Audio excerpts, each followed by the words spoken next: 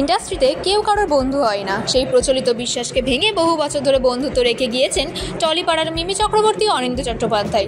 মিমি ও অনিন্দ্য একে অপরের অন্তরঙ্গ বন্ধু। তাদের বন্ধুত্ব দেখলেই অন্যদের রীতিমতো ঈর্ষা হয়, আর অনিন্দ্যর ওপরেই মিমির যত জোর জুলুম চলে।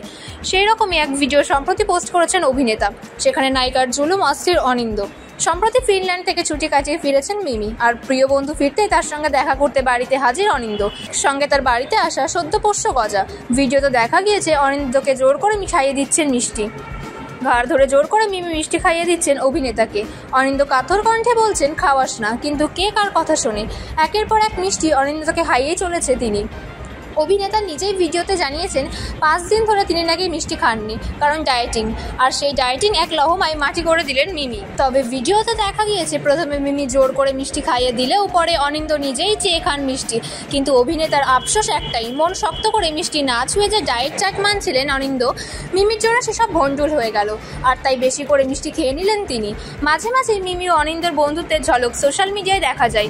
অনিন্দ্য এবং মিমি চক্রবর্তী একে অপরের খুব ভালো বন্ধু। অনিন্দ্য ও মিমির বন্ধুত্ব অনেক পুরনো। তারা সময় পেলেই একে অপরের সঙ্গে সময় কাটান।